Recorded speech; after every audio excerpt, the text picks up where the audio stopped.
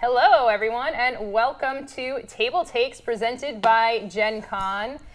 I'm here today with Bonsai and Christian, Derek. Wow, Christian. I was planning out my. Have you tried riffs? Is he here in spirit? I was planning out my speech, and I was going to say Christian is not here today. Correct. So he has an old man incident, I believe. Old man incident. Yes. He's here in spirit. He's here in spirit. Apparently inhabiting your body. Yep, I am channeling Christian right now, apparently. And I am Emma, as always. We have an exciting show for you today. Lots of stuff to cover. Lots of stuff to cover in the week before Gen Con. So we are literally 1 week away. 1 week. I don't know if you can see. We're like 6 days away because it starts Thursday. Oh yeah, it does start Thursday. Yeah. Less than a week away from actual Gen Con. I don't know if you can see Derek's expression over here. He's very relaxed and just like super chill right now. That's kind of who I am. His eyes. Speaking of Derek, it's Derek's birthday today. Happy birthday! Happy birthday! Here, hold this for a second. All right. I brought something for you. It's not really a present. Okay. But I thought, in honor of your birthday, you might want to desecrate some sleeves. That's just wasteful. I don't think. Look, just because I hate sleeves and don't want to use them, it would just be no. You don't think it would feel good? No, I don't like wasting or destroying things. Okay, that's fair. That's fair. Yeah. It is plastic. There might be some narrow cases in which a sleeve is useful. Yeah. In which case, I would then want that sleeve, and I would be sad that I had destroyed it previously. Okay, well, I appreciate the olive branch of destruction, I know. however. I was trying to think of what I could do that would be bring a special joy? gesture to you.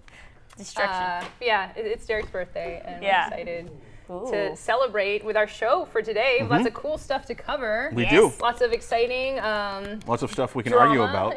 Lots of stuff to argue about. First up on our docket is Project Booster Fun.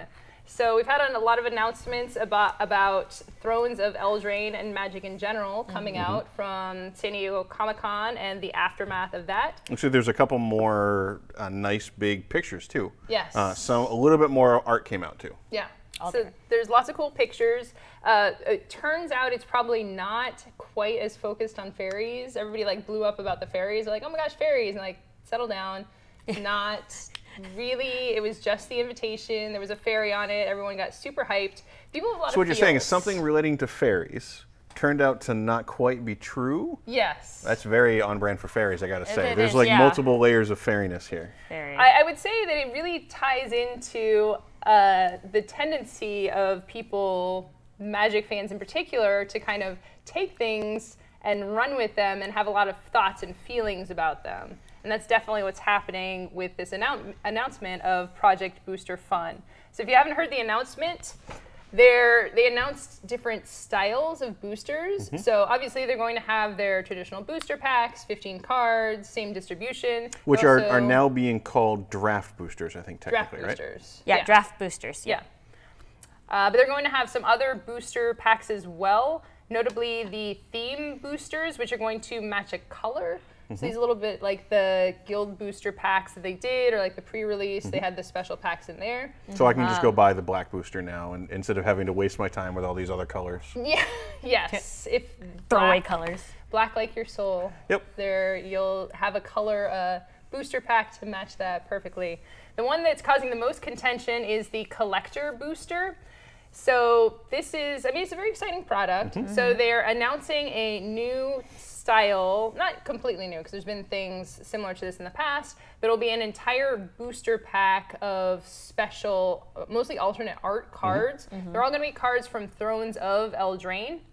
Eldraine? Is that it? I think that's what it was. Eldraine. Yeah. Thrones of Eldraine. They're all going to be cards from that set, but they're going to be alternate arts, they're going to be foils, they're going to be fancy looking, so not mechanically And they even mentioned there's different kinds of alternate art. Because I think they talked about how some of the planeswalkers are going to have full bleed, like borderless art. Yeah. So it's going to go on all corners of the or all edges of the card. It's going to go straight to the edge. They were talking about expanded art, where it goes out just kind of horizontally past the edges of the border. Yeah. They had, I think, like a different kind of frame, like a highlight frame they were going to do. There's multiple different ways that they're going to feature different kinds of art. Yes. So lots of fun new styles in this. people are excited and trepidatious, I would say, about this announcement. So some of the ones that we've had in the past are the Mythic edition of War of the Spark. So for that one, they actually had a whole booster box where you could get the cards in there, and you wouldn't necessarily be able to buy special boosters for that. But for this one, you can get them as potentially box toppers or prizes. But you can also buy the booster packs. They're looking to have a price point of $20 to $25. So I think that is potentially where a little bit of the tension from the Magic community comes. And also some thoughts about how this will affect the larger singles economy, the Magic packs economy, like what effect this is going to have. People online are upset. I think there's a lot of drama going on, not necessarily justified with this, but people have a lot of emotions. Well, as someone who is, like, again, I'm not going to make any claim to be a diehard Magic fan. Like, very casual, very much from a distance. You know, I heard that people were up in arms or concerned or complaining about the change. And as someone who's not immersed in it, I really didn't understand why.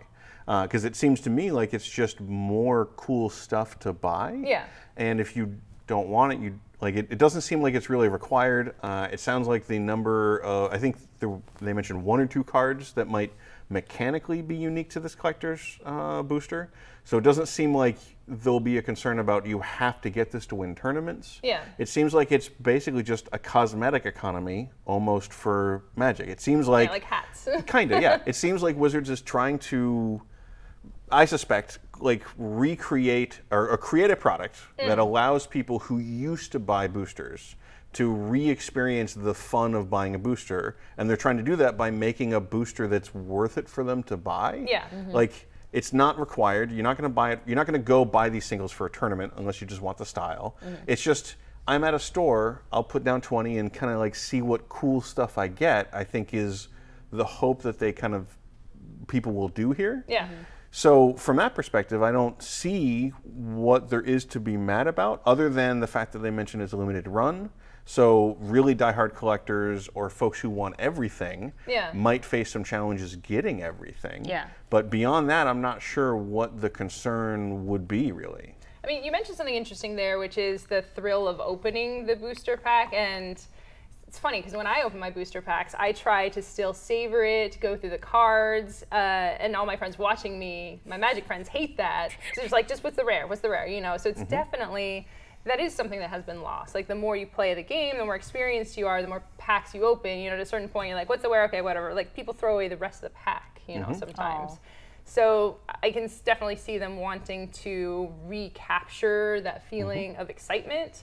I think the $20, $25 price point is definitely going to be rich for a lot of people's blood. They're going to have to pack a lot of excitement into that pack. And then you have the gambling aspect about it, and there is gambling. You know, they won't say that, but there's definitely an element of it, like when you're looking through the cards, now that we have such a rich secondary market, that you're looking at those cards, and you're not looking at them a lot of times for like, oh, what do I want for my deck in particular? Because let's face it, probably low chances you'll get something for your deck. You're looking at the monetary value of those cards.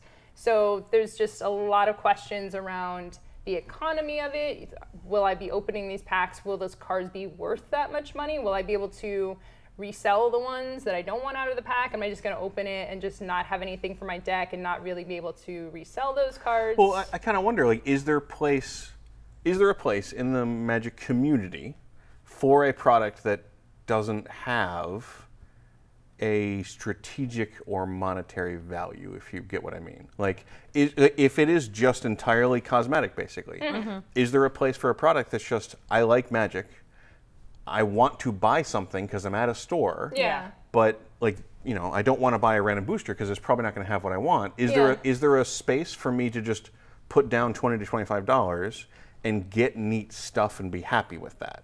And if there is, then I think this will do great. If there isn't, then obviously it's not going to succeed from what we've heard so far. I mean, I'm really not sure. Like, I'm struggling to find exactly who the customer is for this and what the reaction to it will be, because you get their cards, and like, I bought an original art Approach of the Second Sun that was signed for my husband, and he loves it, and we have it framed on our bookshelf as something that people can look at and enjoy. But for the most part, like these are going to go into binders, and they're just kind of there then if you don't end up putting them in the deck or like do some fancy sort of a display thing with them.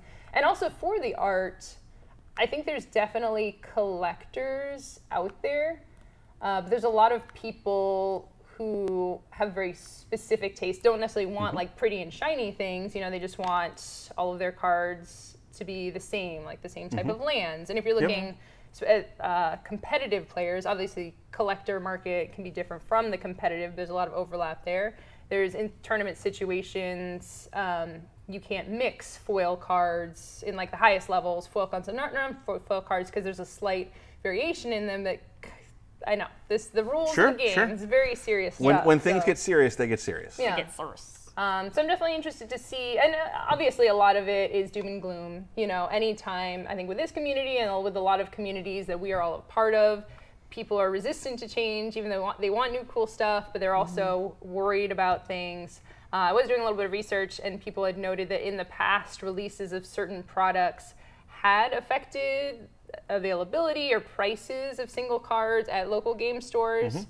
So potentially a little bit of stress, founded or unfounded, about the raising or lowering of prices of certain things.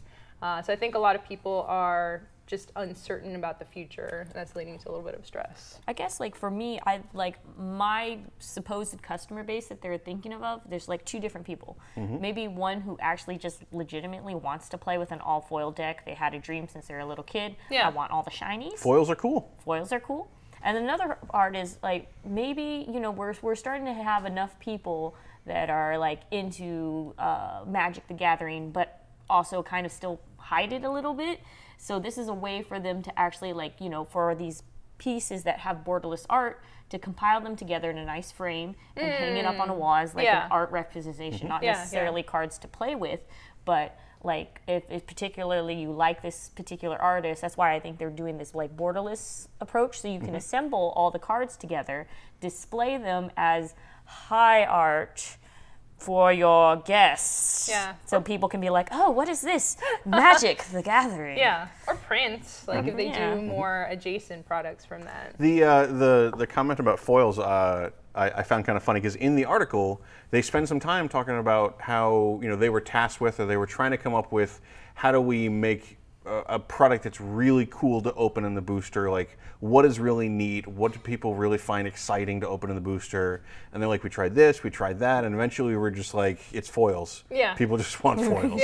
But then it begs the question too, what's exciting about getting a foil in a booster is the rarity of it. So you might open 20, 30 packs and never get a foil, right? And then that one time you get it, and it's 1/1 for 5 that doesn't really do anything, and you're like, well, it's a foil, but I'll never use it. But by that logic, then the collector, when it's going to be all foils, should be like 20 times the price of an old booster, and then you get 20 times the foils. You just cut right to the chase. Well, the other thing is too, the first one you open, you're like, oh my gosh, these are foils, and the second one, you're already used to it again. You're like, oh, I don't care about foils anymore. I'm done with foils. So cynical. That's fair. Speaking of magic and cynical news. Because it's business. Business, I guess so. business. Well, happy, cynical, depending on how you look at it. Well, so the Hasbro released some news on revenue for the quarter, and Magic was one of the Magic and Hasbro, or Wizards of the Coast in general, was one of the big high points for Hasbro's numbers for the past several quarters, actually. They had noted that Magic seemed to drive a 12% increase in in-store participation, that it seems to be gathering more and more momentum, which they are attributing at least partially to Magic Arena, which was of particular note. But the thing that I think that came up the most, or struck us as most interesting, is that Hasbro is specifically saying that they're going to be trying to push Wizards of the Coast to double its staff over the next year or so, or which, you know, that's going to be a huge change for Wizards. And, you know, I'm curious as to what Hasbro wants that additional staff to do. Is it make more content, or produce more product, or, you know, where do you put that doubling of effort? The sales and marketing, maybe? like more Sales and media marketing. stuff. Foils. Apparently, yeah. Foil. Yep. They're the ones that make the foils. Yep. They like That's love all their the team foil is. on the We're cover. making Double the foils. people make the foils. That's true. Yeah.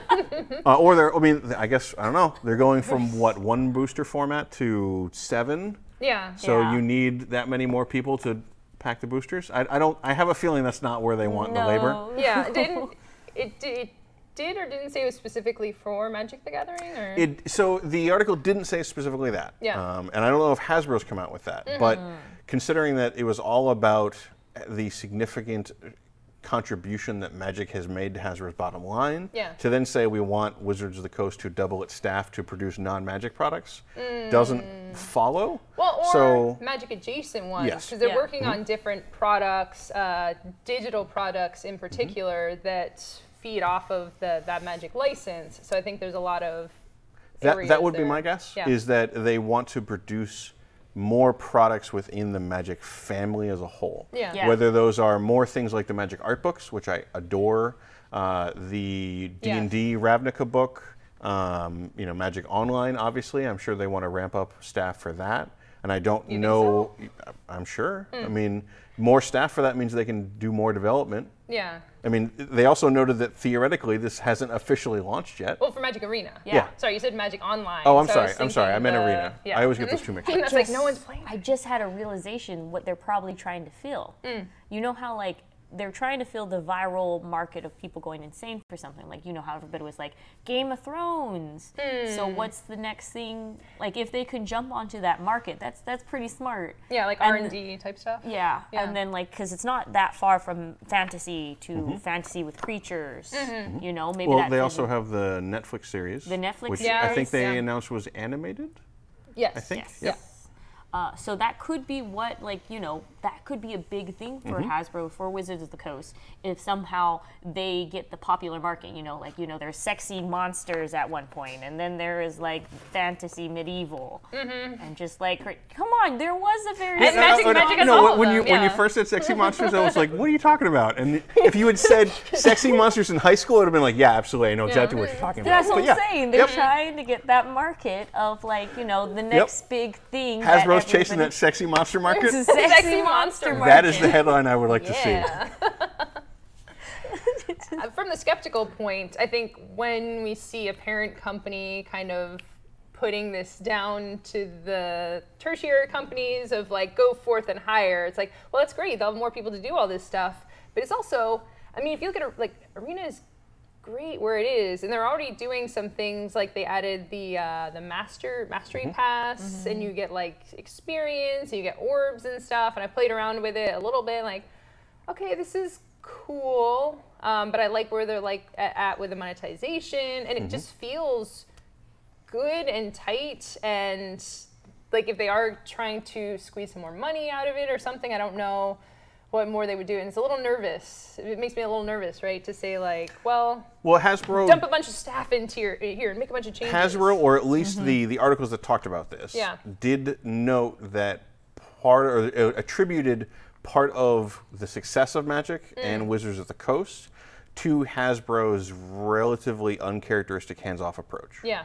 So hopefully they're aware of that and they don't want to meddle too much. And hopefully this plan is perhaps in conjunction with Wizards and not dictated to Wizards. But I mean, if they wanted to do like My Little Pony tribals, then like pony style tribals. Do you want to open that? Do you want My Little Pony and G.I. Joe and Transformers to come invade the Magic world? Is that what you want? I mean, let's not get too crazy, but if those... Because once you let in the ponies, the robots are coming right after. Yeah, that seems like a mix of genres. Like, what would it be, a rift in? Well, they already did. They did some when Hasbro bought Wizards. They had some cards. I think some like the promo cards, but I think weren't those given only to employees? Oh yeah, that wasn't like a. Yeah.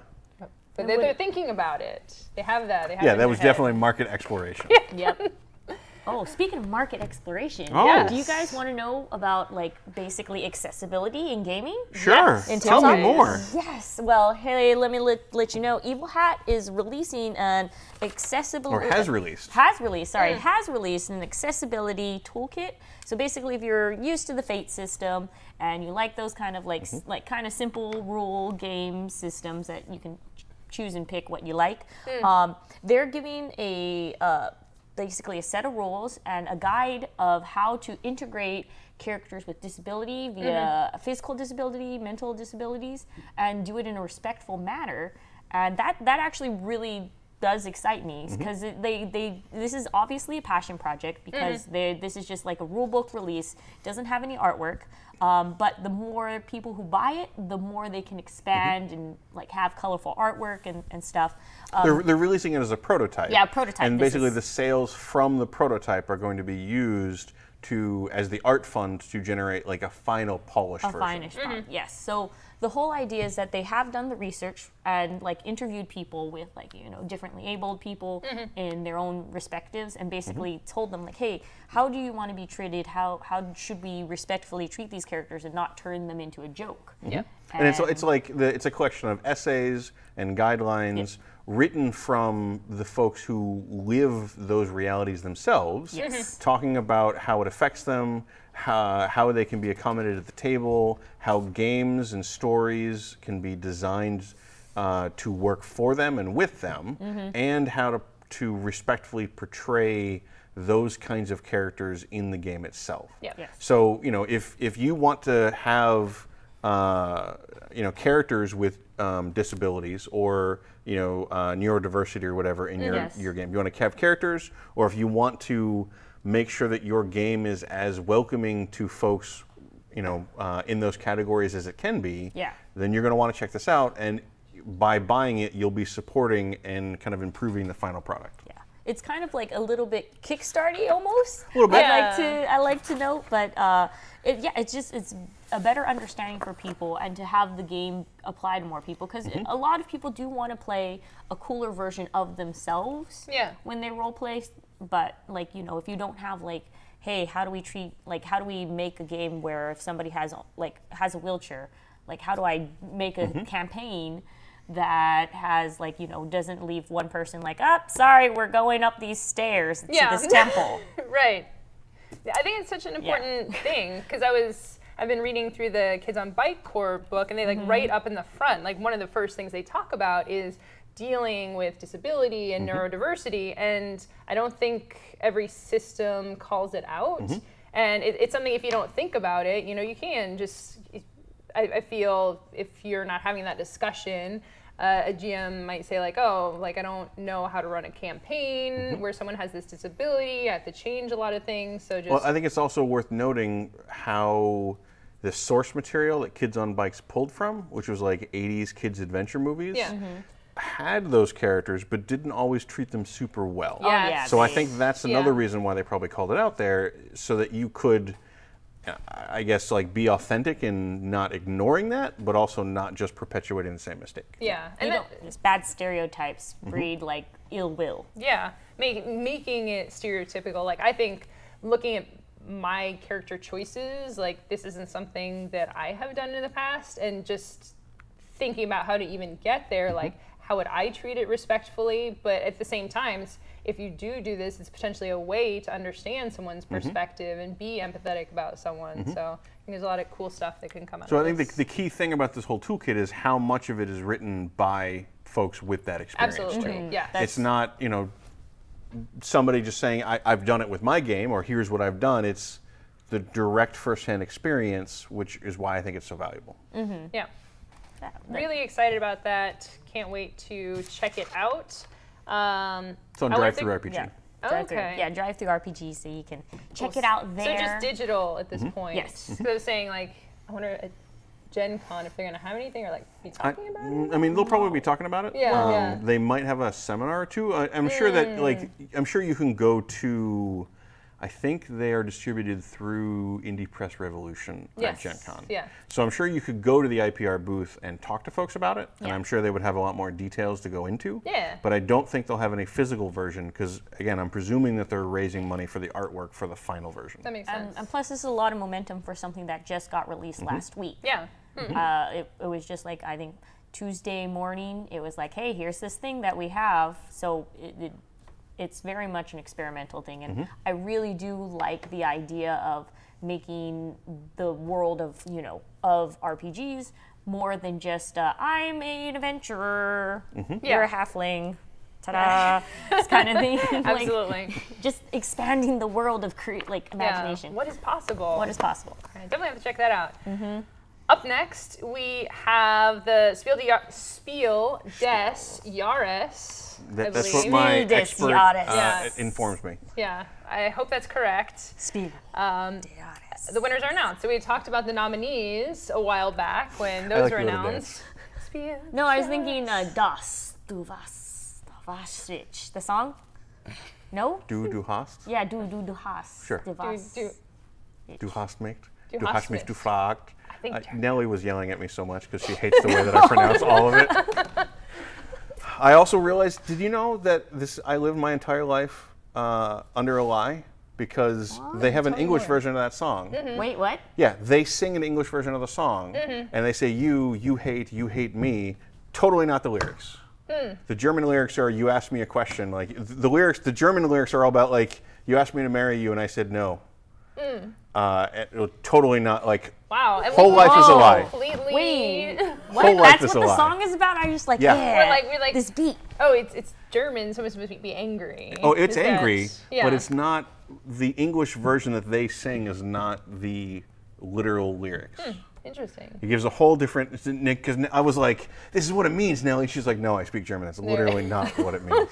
Well, maybe they changed it. Maybe they retconned. They did. The They English did. version. They're like, we need more anger. Yeah, they. Anyway, Anyways. speaking Spiel of des- German things, Yes, sir. Speaking of German things, Spiel des Jahres. A lot of people in the industry probably know what this is, but in case you don't, it literally means Game of the Year. So this is games specifically that have been published in German. So that's an important distinction. So if you might be thinking like, oh, this game is amazing, why was it never even nominated? That is part of the criteria for it being nominated. Also, it's a very small pool. It's only 3 awards. And it's also focused mostly towards, I would say, Gateway Plus, like Family to Family Plus, and maybe up to medium relatively weight. accessible stuff. Yes. Relatively accessible, yeah. So you're not going to see your super heavy games on the nomination list or the winners. Getting straight to it, the Spiel des Jahres, the game of the year, is Just One. Very excited to see this on there because it's one of my favorite games. I won't say it's the best game ever because apparently I say that for a lot of games. You do. Literally the best game ever. Literally. We established that The it best wasn't game because it ever. does not come with cute cats. It doesn't have the cats. fact that you can draw your own cute cats on it. I want Does my not- pre-gen cute cats, okay? See? She's got a point. Pre-gen cute Okay. cats. You can. It does come So with very whiteboard close to best game markers. Very close. Maybe second best game ever. Okay. But you said this was like a kind of a party game? Yes. So in case you haven't come across Just One, it's a game in which you have a bunch of little trays with a whiteboard marker. In the tray, if you put it one way, you can put a card facing away from you, and it's game played in a group. So everyone else in the group is going to, you're going to say a number because it's got numbered words on it. So 4, Sure. that might be Disneyland. So everyone secretly writes something when they think of Disneyland. So what they think I'll write of. mouse. Yeah, mouse. You'll Money. write Money. Okay. money. It's a cash cow. Correct. Do you not know how much? Yeah, Disney- and I might write also mouse because we're really bad at this game. Yep. And sometimes you're really We're the bad worst at at this game. Yeah. So This is the Derek and worst I would description. compare our whiteboards, and we'd both have to erase the word mouse. So 'cause just we did money? The same one. So Bonsai would reveal money, and the person guessing would have to guess Disneyland from the word I should have money. just said princesses. That's better. Yeah. Nope, Princesses. too late. might We're have- bad at this game. We've established canonically we're bad at the best game ever. So it's the core of the game. You play through a certain number of cards. Doesn't really matter. You can play for as much or as little as you like. It's easier and harder, but when everything comes together and you guess a hard one, it's very fun. When Okay. you completely flub it, it's fun too. You can also play it on Twitter, like just post a picture of all the clues when you're playing the game, have people guess. It's a lot of fun stuff that's going around. It's very easy to get into and fun to play with gamer groups and non-gamers alike. And for these, it's not like the Spiel des Jahres is like better than the other one. So it's not one where they're like best game and then subcategories. For this one, the categories are very specific. So the next one, the Kinderspiel, is for kid family games. Yes. And this one is the Valley of the Vikings, the dexterity, you're using a ball to like knock down barrels. Hobby game, looks very fun and very cute. And then for the Kennerspiel, which I should have looked up the actual translation, but it's basically the more Adult games, I think I remember. Something like that, like Yeah. grown-up-y game. Grown-up grown-up-y games. adult games. Just that sounds kind of weird. Yeah. when you say that. But yeah, more complex. of the games that are generally, this is going to be towards the more complex end of the spectrum. More hobbyist. More hobbyist, exactly. Yeah. And this one is Wingspan. I don't know if we've heard about this game before. Yeah, I don't know if think you've heard so. about this No. game. Fun fact, Wingspan in German is called, Ellie's going to be so mad about this, Flügelschlag. And on their website, they have, if you look at the English version of the website, it just says flap. So I looked on there and I just glanced it and I'm like, wait, where's Wingspan? Wingspan won the award. And I was like, wait, flap. Is that? What's this flap? Flap. So apparently, although I was talking to Elizabeth Hargrave, the designer, on Twitter, I asked her about this, and she said that the actual translation is more poetic. It's more like the beat of a wing. Sure. It's beautiful, right? I'm just going to go over like oh, can we play the beat of a wing? The beat of the wing. I'm in the mood for No, let's the play beat flap. of a wing. I want to play flap. It's time for flap. So it's very exciting to see this game on the list of winners. There have been some women designers in the past who have won the award, designer of Quirkle, notably. But not a whole lot. There haven't been a ton nominated and not a lot of winners. So having Elizabeth win this award is incredibly meaningful. And Wingspan has been sweeping a lot of awards and getting a lot of attention. Yeah, on the BGG hotness list, like getting all sorts of awards. And Elizabeth has also been a great proponent of women, non-binary people. I think, didn't she, I think I saw somebody retweeting a Twitter thread of hers talking about like why she designed Wingspan. Yeah. And she basically just said that it boiled down to she wanted to design the kind of game about the topics she was interested in. She just didn't see a whole lot of that. Yeah. So she did it, and clearly it resonated with other people who were interested in the same kind of thing. Yeah. So it's super exciting to see more women designers being recognized. And the whole point of like getting diversity into this industry is like, hey, if we get diverse people in here, they'll create cool stuff that maybe other people wouldn't have come up with. And this is living proof of that. So, some people may be like, oh, it doesn't matter, but it does matter. And this is proof that it does. Yeah, I think Wingspan is a great example of why it is good to have people from different perspectives designing games, because it's a little bit different than other games. Yeah. And the rest of her games are also a little bit different than kind of our standard fare. And that's just good. Yeah, and I look forward to the day when everything is just a little bit different. You don't have like the thing, the norm, and then some people pressing out just like a smorgasbord. A Smorgasbord. Of delicious, tasty You might need to options. workshop that pronunciation. Yeah, smorgasbord. Smorgasbord. But yeah, so Gen Con. Oh, yes. I hear it's soon. It is. As soon as less than a week away. Yep, thanks for reminding me again. It's Are gonna you be just a going to week. keep trying to poke at that until my Week away. incredibly I'm calm excited. demeanor Look at this cracks? merch. I'm You want to buy excited. it at Gen I am Con? too, can't you Yeah. tell? Wow, they're fighting. I'm that putting your in the commercial. Ooh. Yes, actually. It's very similar. Yeah. But yes. Oh, speaking of which, by the way, did you know that Gen Con isn't just about tabletop board games? Actually, I did. What? No, but it's also you're about supposed to role act surprised. You're supposed to act surprised. Oh, sorry. I'm bad. I know you're in charge of the event, but be surprised about these news. What? Huh? What? Yes, thank you. Yeah, that's well, good. Very surprised. Very, Oh, thank look you. at that. Very, thank you. You get a star. Good job. Star for you. Anywho, they also have, if you're looking forward to, they also have role-playing games that you can play there as well. There is a, you know how there's the big games list? They actually have a RPG Geek Gen Con release game list that isn't an official list. It's a fan-based list of probably just one person being like, I need to research. Yep. This is my Yeah. list. It basically seems to be one person who is doing the investigative journalism to Yes. see what Yeah. every RPG company at Gen Con maybe will be releasing on Probably. time. Well, Yes. it's interesting because it's less formal, right? Oh, Yes. oh, yeah. For It's the very- board game releases, you just have like a lot of press releases. They're very obvious about it. Whereas role playing, like you go up to their booth and you're like, did you like release the thing? Like, oh yeah, we did. Here, yeah, sure. Hi. Well, I think that speaks to the difference in volume a lot of times Yeah. between Yeah. board games and role-playing games. Role-playing games. A lot of times the role-playing game companies are just so much smaller and the development time is a little more unpredictable. Yeah. So you end up with a lot of cases where companies just don't have a proper like channel They or don't have the bandwidth. procedure Yeah. to release well ahead of time what's going to be coming out. Yeah. So on the bright side, if you want to turn that to a good thing, it Yeah. means that maybe you'll be surprised when you go to their booth. Yeah. Yes, Instead of surprise. obsessively combing the new hotness list, like new we hot. will in Like- just like- a little bit. like- Yes, we have, yes. like we have. But yeah, some of the games that you can look forward to is the Shadowrun 6th World. Not just 6th edition, it's 6th World.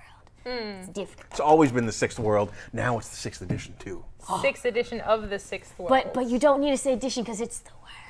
it's the whole world. It's the world. But yes, also, if you guys haven't tried out, Knight's Black Agent is a game that I like. If you like conspiracies, you like vampires, well, then you're going to super love this game. Ooh. Yeah, because... I do like those things. Yeah, usually it is played as like a big role-playing game with lots of players. Now they have a solo one that's more about like the investigation and let's go more into the crazy. So I'm all down for that. Yeah, so this is it's a variant, it's a one-on-one variant, one Yeah. GM, one player. It's based on their Cthulhu Confidential system they released that was the same idea for Trail of Cthulhu. Yes, So now you can do it with sewer spies and vampires. vampires. Yeah. And Well, then what was that thing you were telling me? Oh yeah, so when you have like a conspiracy, right? It's a Yeah. game about conspiracies. Yeah. You would have like a conspiracy pyramid, right? You start at the bottom, you work your way up until you find out who's at top. Oh, In this game, it's okay. called the Vampyramid. The Vampyramid. Vampyramid. There's a conspiracy and the vampires, the bloodsuckers are behind it. Yeah, it's but because yeah. it's like a pyramid. Yep, of Yes. vampires. But with vampires. vampires. Yep, Vampyramid. But it doesn't have to be stereotypical. They don't have to fit to your conform to your standards of vampires. So it's always like a little bit of surprise. The GM or the GM can choose like I like this trait. Like for example, I had to fight day vampires, and the only way we found out to kill them is to strap bombs to a car and then hit them with the car. It probably seems reasonable. I'm Like, sure at the that's- time that was an entirely reasonable course of action. It was a very so we had these elaborate traps where we would leave the vampires into an abandoned parking lot with lots of cars. How many times did this work? Because if it worked more than once or twice, I think you were fighting really dumb vampires. They were day. That was the other characteristic. Dumb day vampires. Oh, okay, So not yeah, the smart that seems day Well, vampires. it's like they were powerful in the day, and at night they would become more animalistic. Okay. That was the whole idea about this Okay. game. And also, we kind of accidentally we were in a very like area, and we were getting our butt handed to us by this vampire. And then somebody was like, "Can I break into this car?" Because there's like a last ditch effort, and we're like, "I'm gonna hit it with the car." And yeah, it's fun. So, like typical Their adventurers. one weakness, Yeah. cars. So, like typical adventurers, you tried something desperate and foolish and dumb, and it worked, and thus you concluded that is the real flaw of the vampire, not anything else. Yeah. It's not that you got lucky; it's that these vampires are literally weak to cars. yes, Love it. that's our, That's how you build up your Very, universe. very adventure-y. That's But how yes, Nice Black Agents does not have like an established world like vampires are like this. No. It tries to be very mysterious about it because you play spies who kind of just found out the vampires are out there. Yeah. And then the book, allows the GM to build up like, are they aliens? Is it a disease? Is it science fiction? Is it totally fantasy? You can kind of build whatever you want from it. Yeah, so it's ever changing. The next one that I like to note is Cyberpunk Red Jumpstart Kit. Basically, it's from the same, if you ever remember the old Cyberpunk game that used to be the competitor of Shadowrun back in the day. This is it, but they're kind of tying it together with the new Cyberpunk 2077 routine. You're amazing, breathtaking. Breathtaking. There you go, breathtaking. So they're trying to take that hype and apply it to this. So it introduces a new audience to this particular So role-playing. a new edition is Yeah. coming out called Cyberpunk Red. Yes. Originally, they were hoping it was going to come out at Gen Con, but it seems like the edition itself has slipped. Yes. So it's just going to be the quick start version. Gotcha. But I'm still interested to see what this is going to be like so many years after the fact. Yeah. Like, I don't know if my group ever played through Cyberpunk 2020. I think we tried real hard. We made characters. And like, the claim to fame was I wanted to play like a Decker, and ended up being so poor that I had to ask the GM that if I sold my eyes to make enough money to buy a computer, could I still see in the internet? And then we never played. Oh, what? Cliffhanger. I know, right? But a cool little like nod to this is that they are like the Project Red is the game developer of the Cyberpunk 2077, so that's why it's called Cyberpunk Red, to kind of like, did you know that these are things that we tied in together? But yeah. But other lists. Speaking of other lists. Well, there's one more RPG I wanted to talk about. Okay, yeah, go ahead. Because I'm a huge fan of the RPG Spire. It's like an indie game that is basically a drow city occupied by high elves, and you play the oppressed drow resistance trying to deal with this really debased society. It's really, really, really interesting, especially if you like weird settings. And it has a big supplement coming out called Strata. I backed it on Kickstarter, so I don't need to look for it at the show. But it should be kind of widely available there, and I really recommend that. So if you're into, again, weirder, kind of urban, bizarre, magical, occult settings, like a dark planescape, that kind of stuff, I would strongly recommend checking this out. Okay. Sweet. Cool. Yes, many lists. All the lists. We all combed through, and we're going to be sharing these lists, right? Yep. So one of the many, many cool things about Gen Con is you can go onto BGG and see every single game that is being released at Gen Con. Probably not everyone. I'm sure some slip through the cracks, but there's a lot. There's like only 600 plus. Yeah, 600 plus at this point, and they keep getting added every single day too. So we'd posted the link to the BGG list last week and the week before as well. If anybody made their own lists, you can share that in chat. To do that, you have to go to your list where you'd be selecting and rating things. Then click on the button on the right that's like View My X Titles. Yes. And on that page, at the top, there's like icons for different social media sharing. If you right-click on the chain and choose Copy Link, I think you can then share the link. Yeah, or click on the Twitter one and like just that. copy the link. Or There's ways you can get the link, which is cool because you can share them here, you can share them with friends, you can have conversations, coordinate some of the things you want to look at, and there's just so many new things at Gen Con every year. It is nice to have a little bit of a plan. It's fun to wander around and discover things. Because that list should tell you whether something's available for purchase, demo, pre-order, what booth it's in, things like that. So you can plan a lot of your shopping weekend from there. Yeah, the pre-order is nice too, because a lot of them will let you pick them up at Gen Con once you pre-order, so it's super handy. So we're going to go over some of the things in our lists, and you said we had 5 minutes? I was given 5 minutes, because I have a lot of things on my list. We'll see how long it takes you. How about that? All right. So it sounds like you want to go first. Go first. Well, I'm first on here. Sure, I'm just going by what's on here. I can go last. No, go ahead. Okay. So, for my list, we each made categories for ourselves. We themed entitled our lists. We themed our lists. Mine is feline nepotism, because it's half and half cat games and games that I've either workshopped or that my friends have worked on. And obviously, all the stuff that my friends work on is great because they're amazing. I love that we basically named these lists as if they were like magic decks, like themed magic decks or something. Ooh, yeah. Wait, let's go over them real quick. What's yours again? Trust and Betrayal. Trust and Betrayal. Cute monsters. Cute monsters. All right, so first up is feline nepotism.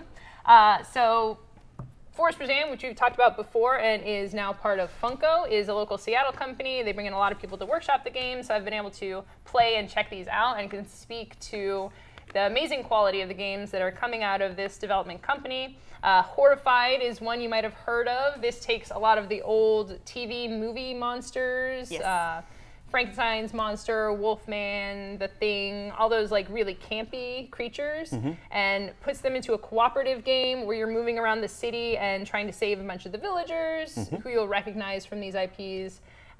Really cool abilities. You can choose the number of monsters, and that way it works cooperatively feels very tight and like you have a lot of agency, which is great, which I really like in a cooperative game. There's a new Choose Your Own Adventure game, War with the Evil Power Master. Oh yeah. Pretty self-explanatory. If you haven't checked out one of the Choose Your Own Adventure games, it's a Choose Your Own Adventure game. What? So you play, It is. you read the stories. One of my favorite parts about the game is you actually read out the cards. You're reading this story to your friends, and you say like, the wind lashes against the window pane. You look out the window and see a purple glowing sphere in the distance. You know, just classic Choose Your Adventure. They really captured the flavor. So there's a new one of those, which is cool. Keeping It Sexy. Which is the Kenny G. So I mentioned that title to my wife, and she's like, "Is that a sexy game?" And I'm like, "Well, it's a Kenny G game." She's Yeah. like, "I don't know." I'm like, What? What? "She's from Ireland." Oh, Yeah, okay. that's fair. That's fair. So this is also a cooperative game and is fun and punny and silly, and I think that people enjoy that as well. Pinnacle is another one that's a stacking dexterity game that does some really cool stuff, and you should definitely check it out. For the cats games, I'm just going to read them off because they're cat games. You don't really need to know anything about them. They're just great. I only have 4 You on don't my need to know list. anything about them, but their cats The go by cats them. games, yeah. Got it. Okay, great. Cat Cafe. Sound like my wife. Calico, Furry Foodies, and I Love Cats, which we mentioned recently. Which you failed to back. I love cats, except I won't back. Wow. Ooh, Wow. Ow. I don't know. Then you must not really love cats. I don't know if you know. I love cats. I do. I love cats. I love cats. Yes, but apparently you don't. This hurts me a lot. I'm trying really hard, especially the Gen Con coming up. I have a game budget. I'm trying really hard to stay in it. Look, if I can't shame you for not spending money irresponsibly, how can I justify my own irresponsible expenditure of money? That's fair. That's fair. I'm shamed. I need a hat. I need one of those dunce caps for shame. my Shame. Bing. Imagine a bell. Yeah. Yeah, there you go. So yes, I'm shamed. These games are great. I'm going to look at it. I'm going to buy it eventually. It's going to be there. Okay. And then I have a bunch of friends who are designers who have awesome games as well. Dead Man's Cabal by Daniel Newman. I haven't gotten to check this out personally and play it yet, but by Pandasaurus, hoping to actually sit down and see what the mechanics are like. High Rise, Vilhova's new game, where you have skyscrapers and you're moving around a board. Got to play that at Gamma this year. Very cool. All of his games are very thoughtful and strategic, which I really like. Point Salad is being released for Big Game Night by EEG, developed by local designer Sean Stankovic, by Flat Out Games. It's actually collective. Well, I think that one's also notable because Big Game Night is a huge event at Gen Con. Yes. Like Oh, yes. 700, 1,000 players are going Yep. to sit down and play all these games together. Yeah. But I believe that AEG is also doing local events in a number of stores to when it was released or over next weekend is as well, that I part of think. Pop-Up Gen Con? Some of them might be, but I think Okay. I don't recall. Yes. Because there's pop-up Gen Con, but some folks I think are also doing their own thing. Yeah. So you I've seen that. Yeah, For you locally might, here, yeah. you might be able to play the You might game. want to check at your local store to see Yeah. whether Point Salad and some other games you can go play during Gen Con. And this is very exciting because in the past, for Big Game Night, we can talk about it a little bit, although I'm pretty sure it's sold out because it's a super, you can double check that because it's a super popular We'll find out right event. now.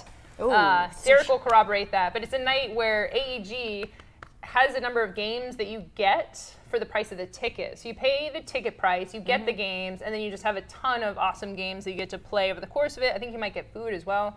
Super You fun do not. event.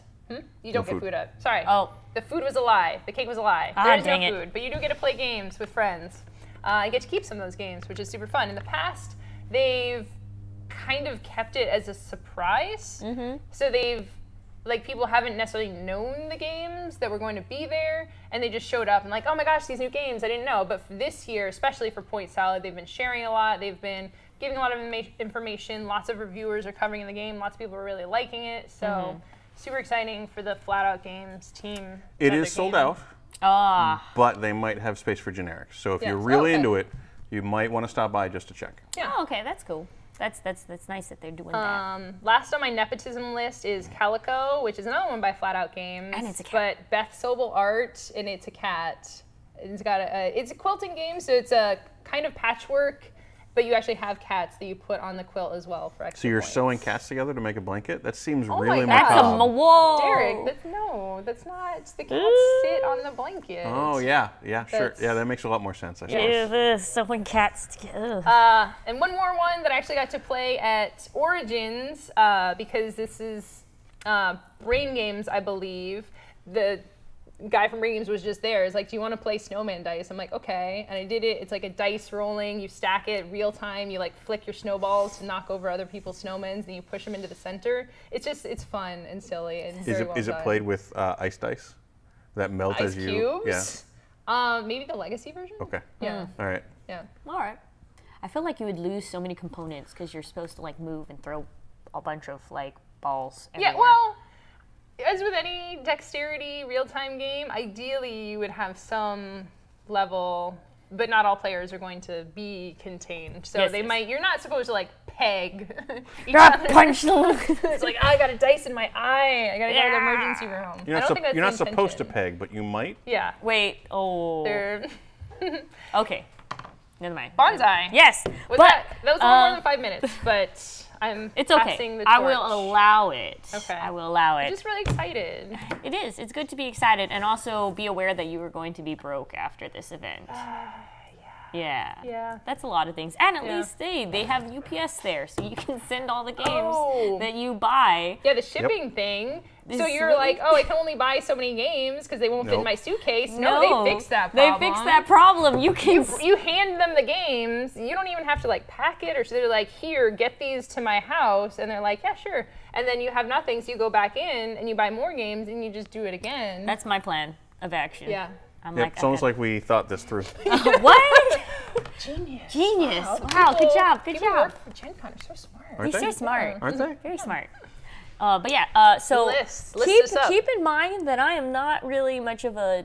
I don't really because I'm kind of cheap and also don't have a lot of space. Yes. So I don't actually have a lot of board games. I have a lot of friends who own board games, so that's how I wiggle my way around. Well, that's the there. secret. I mean, that's Yeah, the trick. That's the You- trick. Is you become friends with someone like Emma or myself. Yes, and then Well, be even like, my collection is smaller than a lot of my friends' collections, and this is like what we're doing on this show. We're telling other people to buy the game, many Yep. of them who are our friends, Yeah. and then they buy the games, and then we get to enjoy them. yes, but Yes. that's the trick. trick. Yeah, the mental But yes, so my games I have up here. So the first one is a standalone from like if you like Imperial Settlers. Well, but also your theme was Oh yeah, cute monsters. Cute monsters. monsters, This yeah. is one of those like cute games because the character art was fun. Yeah. So this one is like Empires of the North. Basically, it's nothing like Imperial Settlers. It's its own game, but you Okay. get like 3 clans, like the Vikings, the Inuits, and the Scottish, and you try to conquer the North.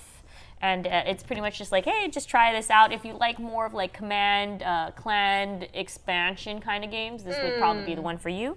The next one is Campy Creatures did come out last year, but now they have a new expansion pack. What it is the monster component of you're a mad scientist, you got monsters, and you got to kidnap people. And Sure, that follows. that follows. So if you like So do you being turn a- them into the creatures? well, no, you kind of just keep them hostage and then later turn them into. It's you know Look, what? I'm sorry. a scientist. If we This went is into science. the detail, Yeah. that would be compromising the patents and industrial secrets of each individual scientist. Okay, Yes. yeah. Suffice to know that there are humans and who are collected, and there are Okay. monsters that are produced. Okay. Yes. I mean, that's all I need to know. Are they cute monsters? No, On the cards? no, these are not cute. But are they like? They're good detailed cards, but most. Well, I mean, this is kind of like the monsters. They're kind of cartoony Yeah. in style, but mostly it's kidnapping. It's fun kidnapping game. It's a kidnapping It's game. fun kidnapping game. You know, okay. This sounded better in my head. if You really need to write the pull quote for the box in that one. Is fun kidnapping game. If you think about a lot of our favorite games, I mean, there's a lot Oh, yeah. of really questionable Yeah. Oh yeah. stuff. I mean, point salad, ruthlessly murdering vegetables. But there's too much They're math vegetables, no in one cares. there. But yeah, so like each of them has like victory points Mm-hmm. for like the which kind of collection of teenagers or people that you kidnap kind of thing. It's a fun little thing, and it adds like so the new expansion adds more people to kidnap, more keep saying that. location. More get people to lost. kidnap. More locations to kidnap them in. And more creatures. and more creatures. Okay. All right. Never mind. I mean, Moving on. put down the shovel. Let's get a palate cleanser, right? All right, so Palate Cleanser is this bubble tea game, which is a super cute. By the way, they put a lot of thought in making this game ultra cute. Their boxes, when you flip open the flap, there's like a cat and a dog on there, and all the art is like very like squishable. Like you can turn all of these into like stuffed animals. Yeah. Kind of art. So this one, I really put this on the list because of the cute factor. Yeah. Sure. And so it's a real-time pattern matching game. So if you don't know what real-time is basically you throw things down, you got a puzzle, and then you all scramble. Yep. It's the scramble, so it'd probably be very aggressive with the cuteness. But it's a fun, easy to pick up Stabbing game. your nails, and someone's like, no. No, this is my card. I'm beginning to feel that the monster in the cute monster part of your theme is not the game, it's the players.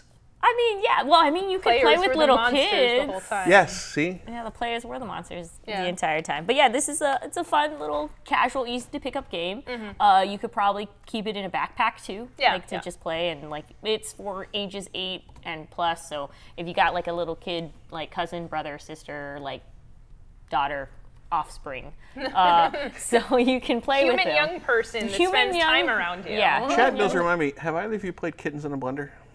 No. No. Okay. Why would you want to put kittens in a blender? Just putting it out there. Maybe Do you should go check that what out. Kittens in a Blender is about? Yeah. Is it really about kittens in a blender? Yeah. Oh God. Great. No. Why would I want to play kittens in a blender? This is You just went through 2 games that were like, it's cute, but I want to stab you, and I'm kidnapping people. But it's not animals. Yeah, it's not animals, and you're not. They're putting only them in a blender. Okay, all right. It's Okay. gonna sound great. Adorable baby kittens. Okay.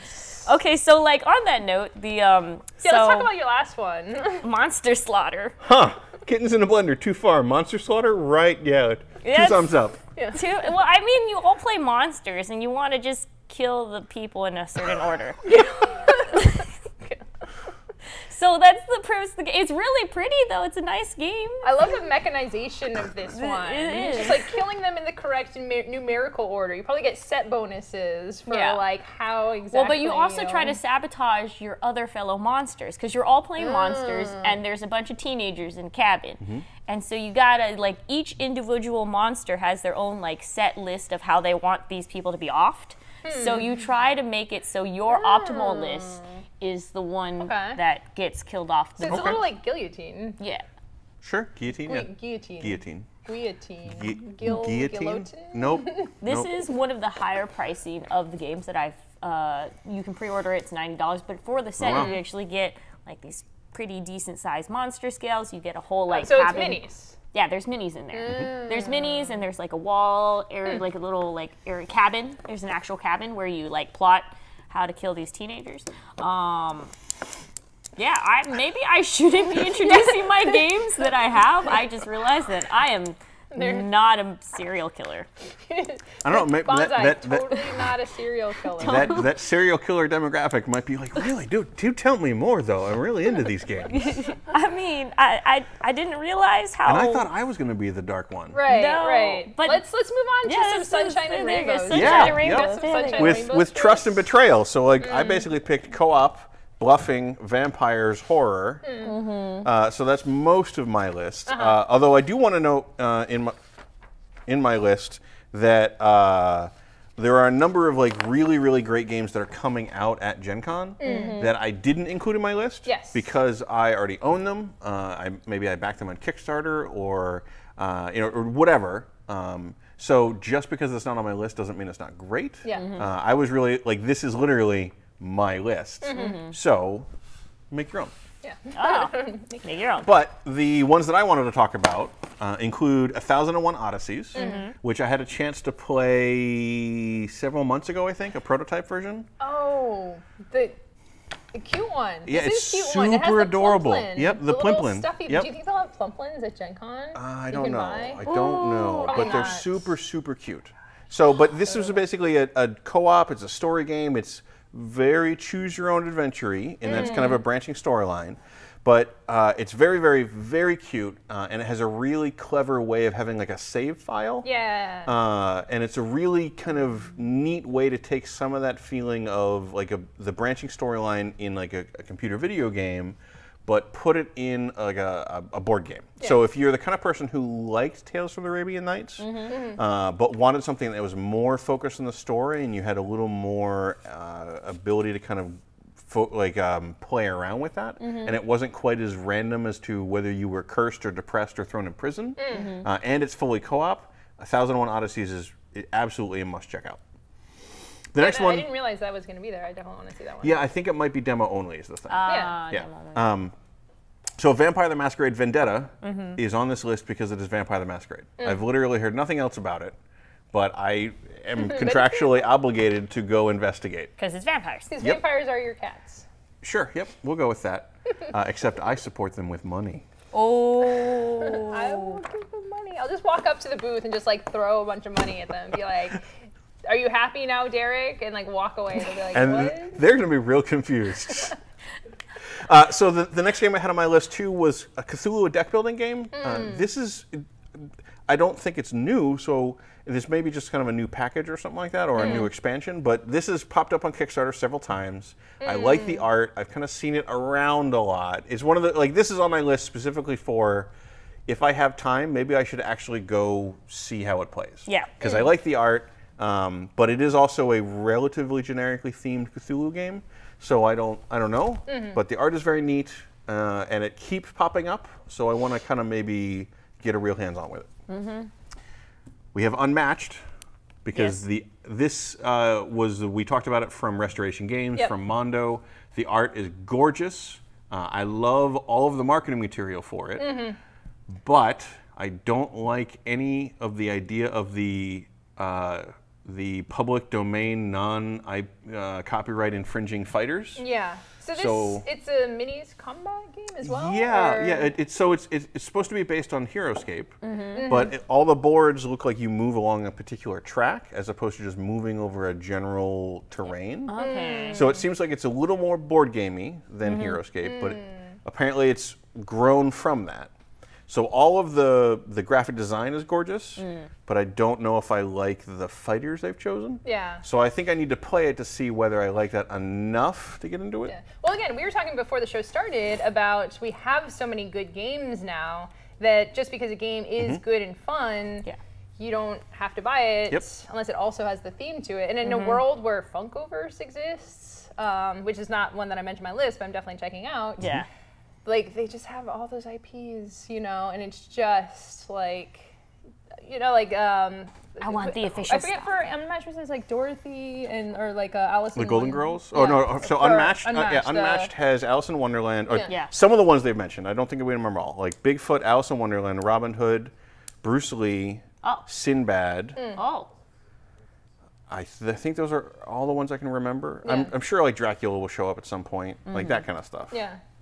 So in a world where it's that versus like Batman and Harry Potter and the Golden Girls. Well, of those three, Golden Girls would be the ones that would entice me. Golden Girls, But if I could have Golden Girls versus like Gears of War, that would be a fun game. Wait, are we thinking of the same Golden Girls? Yes. Oh, okay. Like Blanche? Bonsai's like, yeah. Oh, Don't you want to see them take down like locusts and chainsaw guns? I feel like they try to seduce more. Yeah, probably. Yeah. Whatever tactic succeeds. I I'm don't not know. gonna I judge was just like, I was very confused. You're saying Golden. I was like, do they mean the actual Golden Girl? I watched Golden that. I Girls watched are that. in. I watched that a lot as a kid. Well, wait. How many of them are there? Only one, right? I don't Still know. alive? They live forever in my heart. I hate to say that, but I'm like, I know what? But it's the spirit. Yes. Okay, it's the spirit. So All right. the next thing on my list is expansions for Puerto Rico, which I'm amazed that it's finally coming out, or it exists at all. Yeah, we're still doing Puerto Rico. Yeah, I love that game. So I'm just really excited to see an old game get kind of new life. Yeah. Ooh.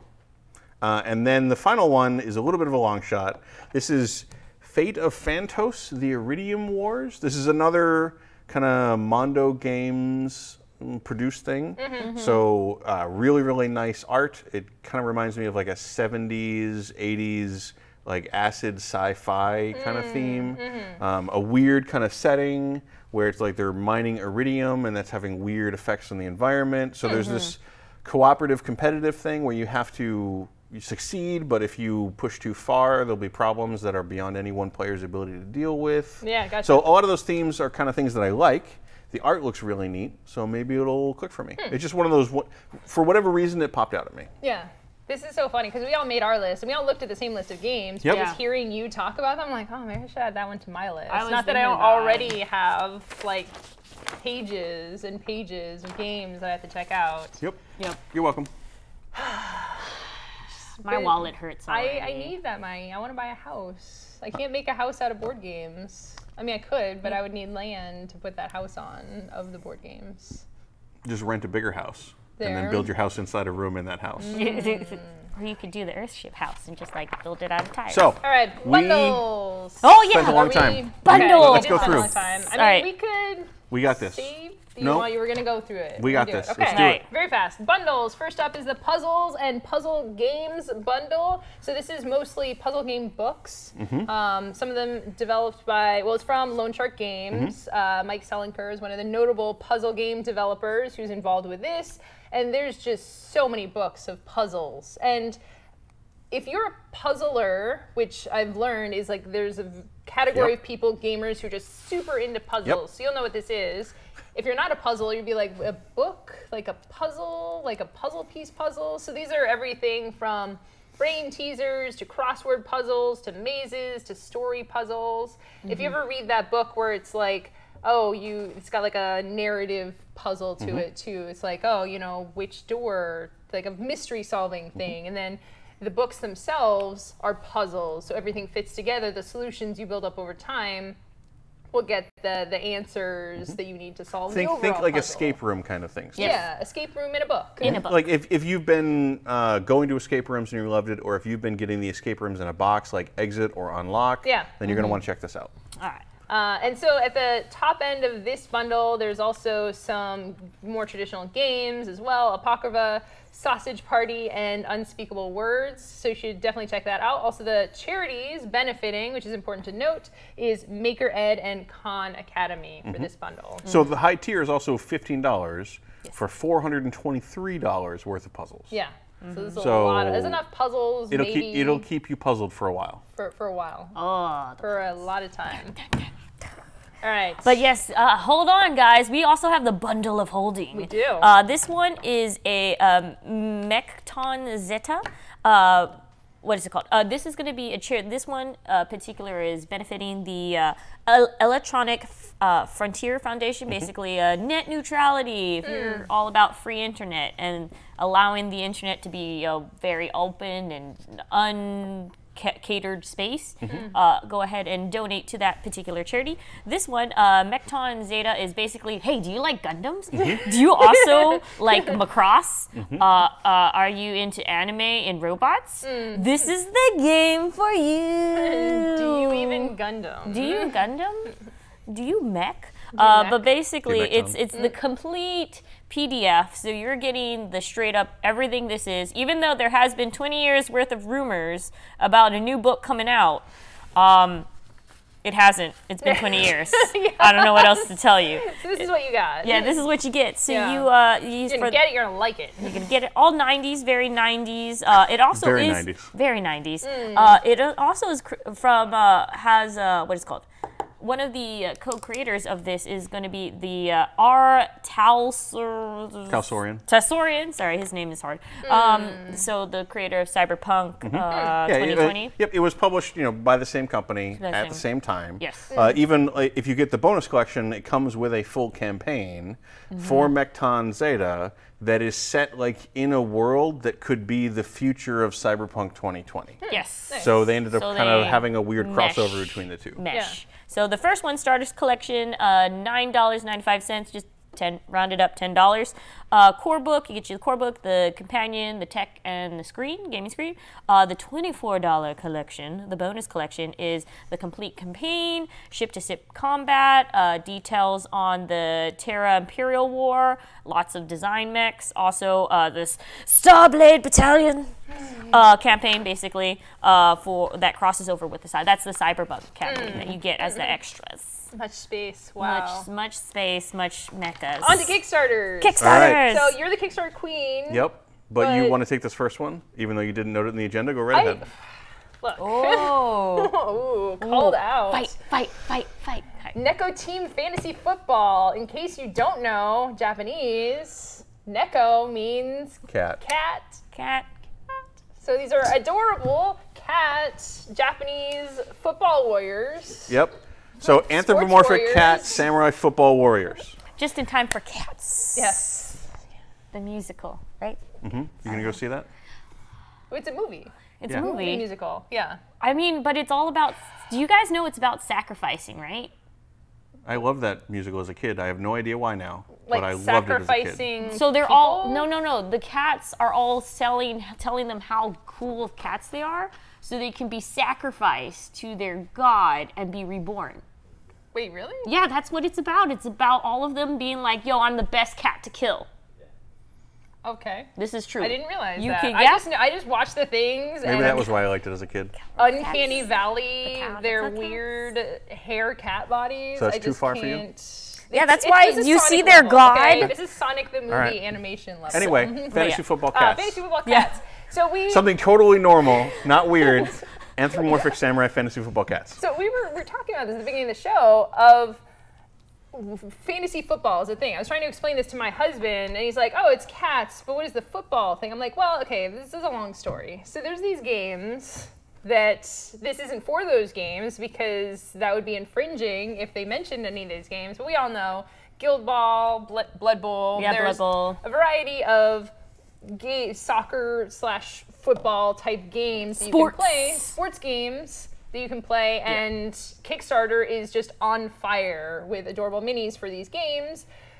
You had called it an aspirational game, so I don't know if anyone actually plays the game with these people characters. clearly do, but I wonder People do. if there Some are people do. there are a wider group of people who just love the idea of having them, as opposed to playing Blood Bowl. There must be, because these Kickstarters are so successful, Yeah. and I don't know like millions of Blood Bowl, Guild Ball players. Well, or hopefully hundreds of they'll show up in thousands. chat and tell us. Honestly, I would just get into it just to have a group of like monsters. Like, hey, I want now. Suddenly, you have cat monsters, Yeah, And then- they're minis. or they're They're minis. They're amazing. Like, and you can use paint them. Yeah, you can paint them how. Well, this one is painted, but you can paint them however you want, and so Yeah. you can have a generic group of monster encounter. Yeah, I just want to know Monster. too how many like non-gamer parents or grandparents, you know, those inserts in the mailers where it's like buy this Christmas decoration or buy this like cute figurines, and now this becomes the thing where your grandmother just has these. You're like, wait, do you play Blood Bowl? And she's like, no, this is just That would be amazing if I had to ask my grandmother if she played Blood Bowl. No, they're just good. I have to admit, I did buy a fantasy football team for Blood Bowl, but it was because I wanted to have a bunch of Poxwalkers for my Death Guard who happened to be a football team who turned into zombies. There you go. It seemed to be a perfect match. So adorable, yes, you should Yes. check it out. It's got 2 days left. It's from Zenit Miniatures. Back to you, Kickstarter Queen. So the next one I have is an aspirational Kickstarter, I will say, because I love it. It is the Guisha Tarot in Darkness. This is from Low Scarborough. They produce a lot of tarot decks, a lot of tarot paraphernalia. They did the Tarot Encyclopedia series of 3 books that I got. Very like they're deep into this. And this is a gorgeous Kickstarter. It's a gorgeous tarot deck. It's like really neat 3D sculpts that are printed like with silver ink on black paper, and down the side it lists like the name of the demon, the tarot card name, the position, its numerology, its sigil, its astrological signs, all this kind of stuff. Super great, and it costs $84. Woo! So it's tarot and demons. Yes, it is a tarot deck of 72 demons. Yeah, Derek, but how much do you really love tarot if you don't back this game? Not this much. Not that much. Well, but I mean, it's pretty. I guess you don't make a big deal of surprise. How much do you love demons? A lot, but not this much. So if you have a lot of money and like demons and tarot, this is for you. Yep. Yep. It is really, really gorgeous, though. At is least pretty. just drool over it. Just go to the site and just look at it and just, or Yep. put it on your wish list or something. Convince somebody to get it to you for your birthday, for your 40th birthday or anything like that? Yeah. Yeah. Oh, for your 30th birthday. Hint. Other Kickstarters, that has 3 days left. Other Kickstarters, 4 days left is the Isle expansion for Torg Eternity. And I feel like Christian should have been here so we could have had the debate about Torg versus Rifts. Because they're very similar. If people are not familiar. Have you heard of Rifts? If people are not familiar, Torg is basically the RPG of different reality genres merging into Earth. And Isle is the England, Northern European, high fantasy, high magic kingdom. So if you want to play the adventurer Gandalf elven wizard thing in Torg, this is the supplement that's going to let you kind of fully explore that. Also, Isle, so like the British Isles, I guess. Yep. It's spelled A-Y-S-L-E. Correct. Isles? So if you're Googling this or trying to search it. It's from the 90s. Yeah. Oof. Well, not this one. This expansion is new. But it's like Isle Isle is for from the the con- 90s. Yep. okay. Ah, okay. Oh, People liked extra letters. Speaking from the 90s. speaking from the 90s, oh darn it, you stole it. Anywho, so what has 4 days left is Trinity Continuum Aberrant. So I feel before the prequel to this was Aeon,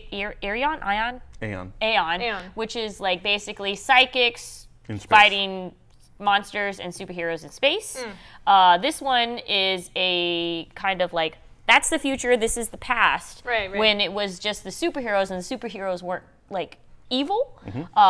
So the whole idea is that something happened, spaceship came down, crashed, and everybody gets superpowers.